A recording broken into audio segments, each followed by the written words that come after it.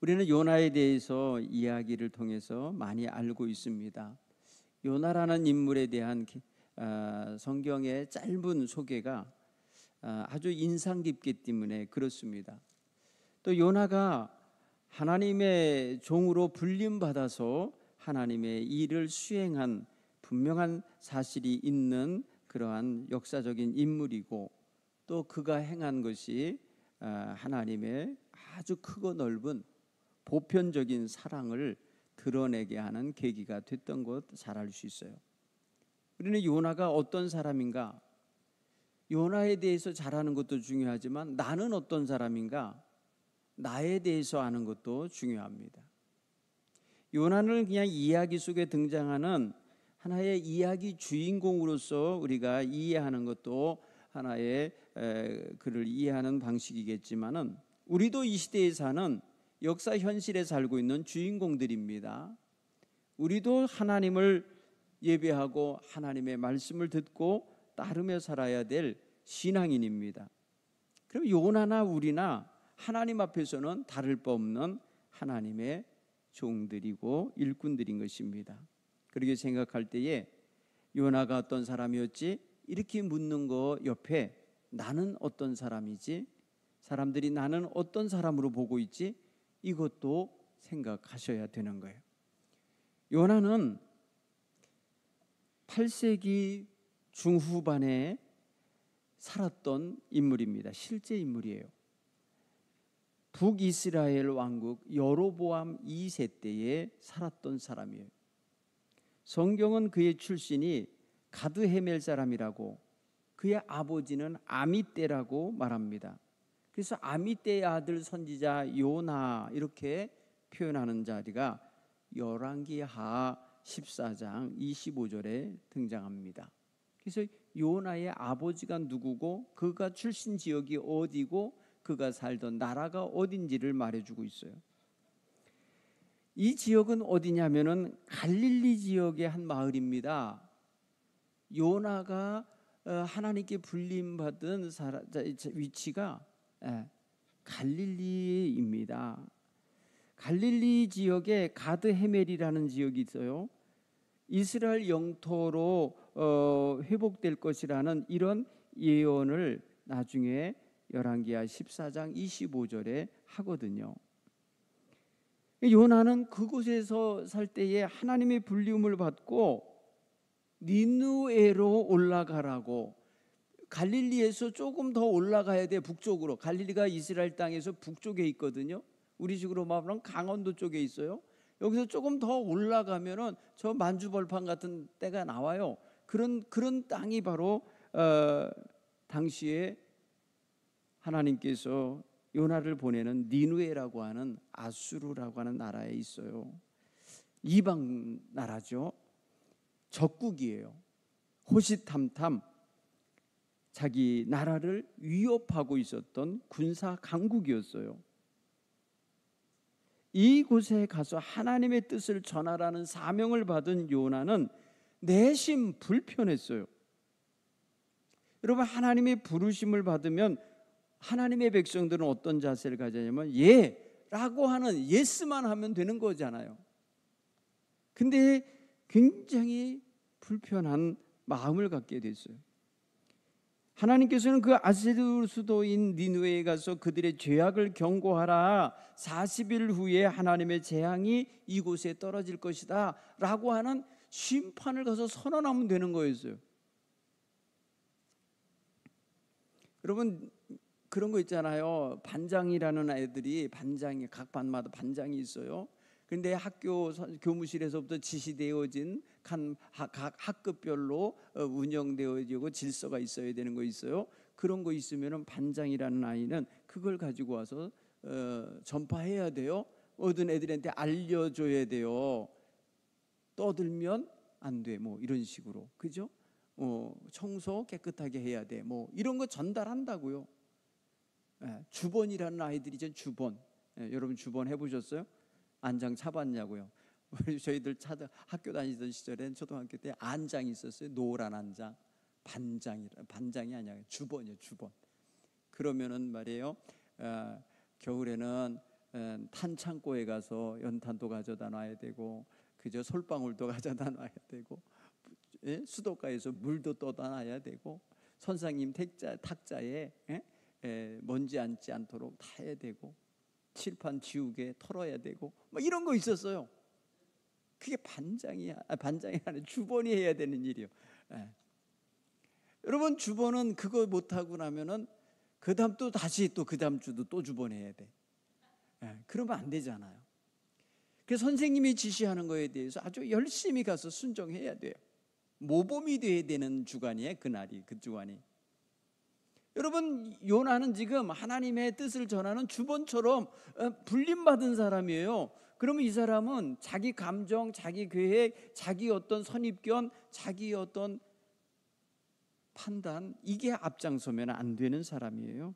하나님께서 하라시면 예 알겠습니다 라고 하는 것이 바로 순종해야 되는 위치에 있는 선지자의 역할이에요. 당시 이스라엘 백성은요, 아수르를 굉장히 두려워했습니다. 두려워하면서 동시에 적대감을 갖고 있어요. 여러분, 지금 우리나라 가만히 보세요. 미국이 최우방이라고, 최고 멋진 나라라고, 우리 잘 도와줄 나라라고 이렇게들 착각하고 있죠.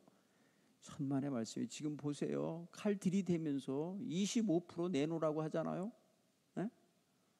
어디 우방이 있습니까? 이 사람들한테 온전히 자기네 나라 민족의 이익만을 위해서 살려고 하겠잖아요. 그렇죠? 모든 세계의 공장을 지네 나라에 갖다 세우라 이거요. 우리나라 안에서 만들어지는 것만이 세금 없이, 관세 없이 팔게 하겠다는 거예요. 우리나라 바깥에서 만들어지는 물건이 우리나라 울타리 넘어올 때 25% 관세 붙이겠다 이거예요. 그러면 여러분 보세요. 100원짜리 자동차가 125원에 팔려야 돼. 그럼 비싸진 거 아닙니까? 비싸지면 안 팔려요.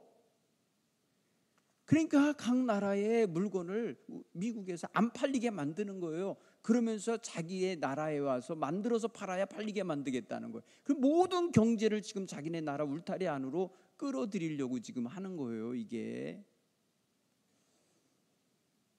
여러분, 이거는 공정한 게 아니에요. 힘 있다고 지네 울타리 높여놓고 그리로 물건 못 갖고 들어오게 만드는 꼴이잖아요. 이거는 깡패나 하는 짓이에요. 지금 이런 나라를 최우방이라고 섬기고 있어요. 지금 이 나라 백성들 가운데 많은 사람들이 정신을 차려야 돼요. 자, 이럴 때 어떤 정서가 들어요? 분노가 생기고 말입니다. 힘 없는 게 서럽고 이럴 거 아니에요. 그런데 이 힘 없는 나라 백성에게 가서 걔네들한테 하나님의 심판을 선포하라면 어떻겠어요? 저 같은 거 가서 신나게 할 것 같아요. 너 지금 그렇게 하면은 망해. 니네 나라 인플레이션이 올라갈 거고, 니네 나라 백성들이 여러분 100원에 사던 것을 125원에 살면은요, 누가 힘든 거예요? 결국은 자기네 나라 백성이 돈을 내야 돼요. 근데도 이 사람들은 지금요, 그거 아니야. 그냥 남의 나라 물건이 막 들어와서 팔리는 게 싫은 거예요. 자기네 나라에서 만든 자기네 나라 제품보다 너무 잘 팔려. 우리나라 게 더 좋으니까, 더 싸고 좋으니까, 가성비가 뛰어나니까, 잘 팔리니까 싫은 거예요. 여러분, 이런 걸 가만히 생각해 보세요. 이게 지금 민족들 간의 전쟁이에요. 사실은 총칼이 아닌 이게 돈의 전쟁이잖아요. 경제 전쟁이잖아요. 여러분, 우리나라는 해외에 이 무역에서 먹고 사는 나라예요. 그래서 해외 시장이 넓어져야 되고 시장이 아주 다각화되어야 되는데, 안타깝게도 우리나라의 시장은 몇몇 나라에 치중돼 있어요. 몇몇 나라에 너무 몰아붙이기 식으로 물건을 팔고 있다고요. 그래서 그런 나라에서 시비를 걸고 그런 나라에서 문을 넓혀버리면요, 큰 타격이 오는 거예요. 우리나라가 지금 조그만 나라잖아요. 조그만 나라. 국민이 최소한 한 1억 2억 정도 막 돼야 우리나라가 자체로 만든 거 해외에 안 팔고 그냥 우리 국민이 다 쓸 수 있을 정도로 되면 괜찮아요. 내수 시장만 넓어도. 그런데 공장에서 만든 물건들이요, 우리 국민들이 쓰기에 넘쳐나게 만들지 않아요. 나머지는 어떻게 해야 돼요? 해외에 팔아야 되는 거예요. 해외에 팔려고 하는데 해외에 문짝이 높아졌어요, 울타리가. 그렇다고 생각할 때에 이게 각 기업들이 어려워지는 거예요. 기업들이 없대요. 그동안 생산하던 것들 중에 많은 부분을 더 돈을 내야 돼. 이익이 없어지는 거예요. 25% 이익이 떨어진 것과 같은 거예요. 그러면 그거를 말입니다, 생산하는 사람들이 매번 자동차 하나 팔 때마다 25%씩 손해보고 팔겠어요? 결국은 안 만들어내거나 안 팔아야 되는 거죠. 그러면 회사는 어떻게 돼요? 망하는 거죠. 노조는 월급 달라고 할 거 아니에요? 여러분, 이런 상황에 지금 놓인 거예요. 아주 심각한 거예요, 지금. 저한테 가서, 미국에 가서 그냥 하나님이 요나같이 말하라면 저는 도망치지 않을 것 같아요. 그냥 바로 가갖고 백악관에다 대고 막 얘기할 것 같아요. 근데 요나는 안 그랬어요. 왜 안 그런 줄 아세요? 이 나라 우리 적국이야. 이 나라 마음에 안 든 나라야. 그러니 하나님 말씀을 받을 자격이 없어. 그냥 망하든지 말든지 말하겠어요. 안 가려고 그런 거예요. 그래서 다른 나라로 간 거예요. 여러분, 갈릴리 지역의 사람이라 그랬잖아요. 그런데 여러분, 배를 타고 저 스페인 쪽으로 가려고 한다고 생각해 보세요. 지중해를 건너서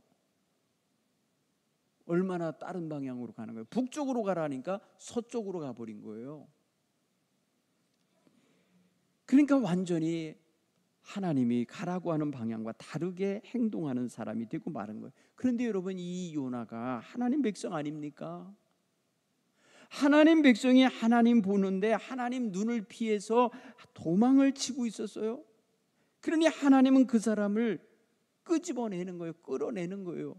그래서 저 스페인 쪽으로, 이 지중해 서쪽으로 달아나려고 하는 배를 못 가게 만들었잖아요. 광풍을 일으켜서 배가 더 이상 진행하지 못하게 하고 그를 거기서 꺼내갖고 바다에 던지게 해갖고 큰 물고기가 그를 삼키게 하고, 그로 하여금 이 3일 동안을 그 물고기 뱃속에서 회개하게 하신 후에 다시 토해내게 하셔서 그에게 다시 명령을 내리시는 장면이 오늘의 말씀이에요. 여러분, 하나님 앞에서 불리움을 받은 사람이 하나님께 순종하는 것이 최상의 덕이거늘, 그것이 최고의 신앙의 자세이거늘, 그는 불순종을 하고요, 도망을 칩니다. 정반대 방향으로 도망을 칩니다. 여러분, 굉장히 이건 암시하는 게 많아요. 우리도 불리움을 받았어요. 우리는 어떻게 처신하며 살고 있어요? 이걸 물어야 돼요. 자, 요나는 누굽니까? 나는 누굽니까? 물어야 돼요. 요나는 하나님께 불림받았습니다. 나도 하나님께 불림받았습니다. 요나가 어떻게 행동했습니까? 요나는 불순종하고 다른 곳으로 갔습니다. 나는 지금 어떻게 살고 있습니까? 하나님이 뜻하신 대로, 말씀하신 대로 살고 있습니까? 내가 나에게 물어야 되는 거죠. 요나는 자신이 뜻한 대로 행하려고 했어요. 하나님의 뜻은 저리 가고 내 뜻대로 딴 데로 갈 거예요. 하나님 눈 피하면 돼. 나 멀리 있어서 못 간다고 말씀드릴 거야 하고서 그냥 멀리 가는 거예요. 네. 정말 이럴 때가 어려운 때예요. 여러분, 마음에 갈등이 생길 때 생각을 하나님 쪽으로 돌리는 습관을 가지시기 바랍니다. 마음이 막 갈등이 생길 때, 이럴까 저럴까, 해야 되나 말아야 되나, 이렇게 생각이 되질 때가 있잖아요. 새벽기도 나가야 돼 말아야 돼. 여러분, 나오는 쪽으로 생각하셔야 돼. 선한 쪽으로 생각하셔야 돼. 하나님이 기뻐하실 쪽으로 방향을 잡아야 돼요. 하나님은 사인을 보내고 계신 거예요. 만나자고, 너 이리 오라고 부르고 계신 거거든요. 그러면 거기에 응답을 하는 태도가 필요해요. 그러지 않고 가다가 얻어맞고, 가다가 말입니다, 물고기에 삼킴 당하여서 뱃속에서 소화액과 물고기 소화액 속에서 허덕이면서 거기서 회개하면 좀 늦잖아요. 안 해도 되는 경험하고 있는 거 아니에요? 지금 이거 시간 낭비하고 있는 거잖아요. 목숨 위협당하고 있는 거 아닙니까? 우리는 어리석게 그렇게까지 갈 길을 원하지 말아야 돼요. 나 삶의 경험을 다 해봐야 돼요. 그러니까 그런 것도 한번 해볼게요. 이러면서 죄 짓는 사람이 있어요. 이러면서 하나님 앞에서 빗나갈 수도 있어요. 그러나 바람직한 건 아니에요. 하나님께서 우리를 택하시고 부르셔서 명하셨을 때는 하나님 뜻이 있는 거 아닙니까? 그러므로 하나님의 뜻을 따라서 그 말씀을 선포함이 맞는 거예요. 그래서 오늘 이 3장은 벌써 이루었어야 할 일, 벌써 받았던 명령을 이제 늦게 수행하는 모습인 거예요. 오늘 성경 본문의 말씀을 보면은 3절에 느느웨는 사흘 동안을 걸어가야 할 만큼 하나님 앞에 큰 성읍이라 그랬어요. 사흘 동안, 3일 동안을 다녀야만 할 만큼 넓은 지역인데 나중에 가면 구체적인 이야기가 나와요. 거기 12만 명의 사람이 살고 있는 성읍이라고. 그렇죠? 그런데 요나는 보세요. 오늘 일어나서 행동하는 행동도 보면은 굉장히 소극적입니다. 어쩌지 못해서 하는 억지 순종이에요. 억지 순종. 오늘 성경 본문에 보면 요나가 그 성읍에 들어가서 하루 동안 다니며 외쳤다는 거야. 하루 동안만. 사흘 동안 다녀야 할 만한 큰 성읍인데 하루 동안만 다녔다 그러면 뭐예요? 3분의 1만 한 거예요. 3분의 1. 여러분 물론 3분의 1을 했으면 한 거죠. 하나님 따질 수도 있죠. 내가 안 한 건 아니잖아요. 나 조금이라도 했잖아요. 뭐 이렇게 말하는 어린애 같은 말을 할 수도 있겠죠. 그런데 언뜻 사람이 봐나 하나님이 볼 때 이게 온전한 순종이냐고요. 여러분 자기 임의대로 하는 사람들이 많아요. 신앙생활 하시는 성도님들 중에서 보면 3분의 1만 헌금하는 사람도 있어요. 3분의 1만. 3분의 1이면 30%라 많은지 아니 10분의 1에 3분의 1 11조에 3분의 1만 하더란 말이에요. 이분의 직장이 이러지 않은데 어떻게 이렇게 할까? 하나님을 함부로 생각하는 거죠. 온전한 순종이 아니라는 것을 우리는 알아야 돼요. 여러분 오늘 이 요나의 행동은 좀 진지성이 떨어지고요. 하나님 앞에 참된 순종하는 자세가 떨어져요. 그리고 굉장히 아직까지도 자기 기질이 안 꺾였어요. 그러니까 자기의 어떤 그런 뻣뻣한 행동, 뻣뻣한 기질이 그대로 있어요. 하나님을 자기의 마음에 안 든다는 표현을 이렇게 하는 것 같아요. 나는 이 백성이 하나님 말씀 듣지 않고 그냥 하나님 계획하신 심판 그대로 떨어졌으면 좋겠어. 뭐 이런 거 같아. 왜 가서 굳이 경고를 해야 돼? 왜 굳이 그 사람들한테 알려줘야 돼? 이거 혹시 저들에게 회개할 기회 주는 거 아니야? 뭐 이렇게 생각하면서 안 하고 싶은 거죠. 그래서 겨우 한번 했더니 놀라운 일이 벌어진 거예요. 4절 이하에 보니까 5절 이하에 니느웨 사람들이 하나님을 믿고, 여러분 성경에 이런 단어가 나와요. 니느웨 사람들이 하나님을 믿었다고 표현했어요. 여러분 이거 우상 섬기는 나라예요. 하나님 모르는 사람들이에요. 그런데 하나님이 40일 후에 재앙을 내릴 거라고 했는 이 한마디 말을 듣고 막 그 소문이 퍼져나간 거예요. 사람들마다 다 이제 그 소리를 듣고 이들의 마음속에 하나님을 믿었다는 성경 써요. 믿었다. 여러분 하나님을 믿으면 나머지 다 믿는 거 아니에요? 여러분 이런 믿음이 있는가 보십시오. 하나님을 믿는다 하면서 나머지는 안 믿으려고 하는 거 있다면 그게 뭔가 잘못된 거예요. 하나님을 믿으면 하나님의 말씀도 믿어야죠. 하나님 말씀대로 될 거라는 걸 믿어야죠. 그렇죠? 그러니까 하나님을 믿으면 하나님의 말씀을 믿게 돼 있어요. 여러분 믿는 사람의 말은 다 믿잖아요. 여러분이 신뢰하는 사람의 말은 신뢰하잖아요. 그 사람의 약속 믿잖아요. 하나님을 믿었다는 거예요. 그러니까 이 말은 무슨 소리야? 하나님의 말씀대로 할 거라는 걸 믿었기 때문에 이들은 두려웠던 거예요. 하나님을 믿으니까 두려웠던 거예요. 왜? 40일 후에 재앙이 떨어진대잖아요. 그러니까 믿은 거예요. 믿으니까 두렵고 떨리니까 저들이 택한 방법이 뭐예요? 회개한 거예요. 금식하며 회개. 이 태도가 나와야 되는 거예요. 여러분, 우리가 하나님을 믿고 하나님의 말씀을 믿으면 하나님의 백성답게 회개하며 자기의 자리를 찾게 된다는 거예요. 이게 굉장히 중요한 거예요. 여러분, 저는 오늘 이 본문의 말씀에서 이 니느웨 사람들이 단순히 회개만 하는 게 이게 가능했을까? 어떻게 이게 갑자기 이 사람들이 금식하며 베옷을 입고 재에 들어 앉아갖고 왕으로부터 저 짐승에 이르기까지 이런 회개가 가능할까? 여러분, 마치 이것은요, 이스라엘 백성들에게 봐라, 하나님이 봐라, 이방인들도 나를 믿으니까 이렇게 하거든. 너희가 나의 백성이라 하고 나를 하나님이라고 나를 아버지라 부르는 너희는 지금 어떻게 살고 있는 거냐? 말씀하고 있는 거예요.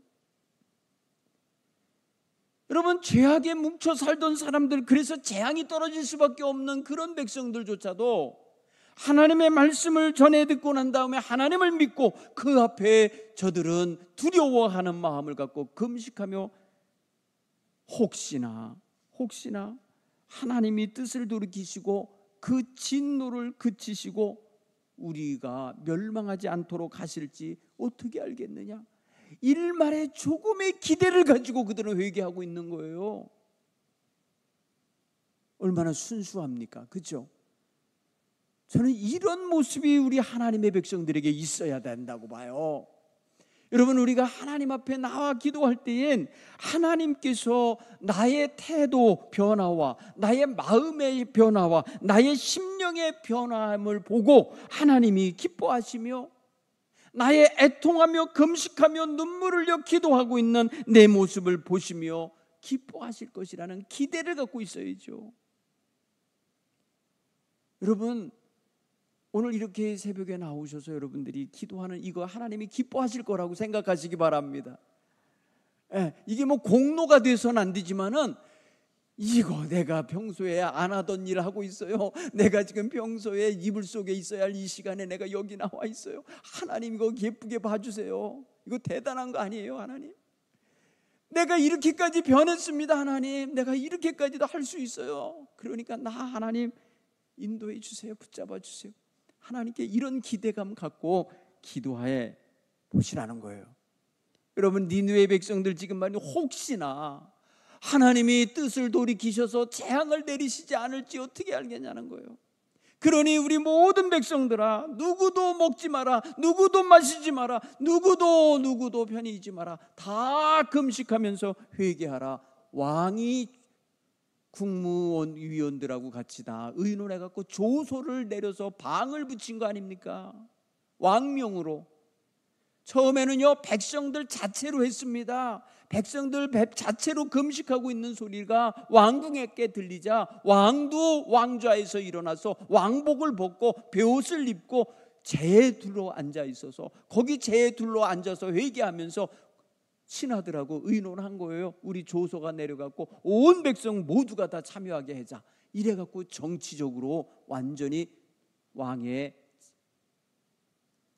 도장이 찍혀있는 조소를 만들어서 전국에 붙인 거 아닙니까? 니느웨 성 전체에다가. 기가 막히죠. 여러분, 이렇게까지 할 수 있으면 얼마나 좋아요. 지금 여러분, 이 나라의 상황, 우리나라의 이 어지러운 상황을 하나님 앞에 맡기자고요. 하나님 앞에 나와서 여러분 고백하고 의지할 때에 하나님, 온 국민이 회개할 때가 됐음을 하나님이 지금 이 나라의 역사를 가지고 지금 말씀하고 계심을 우리가 들어야 되는 거예요.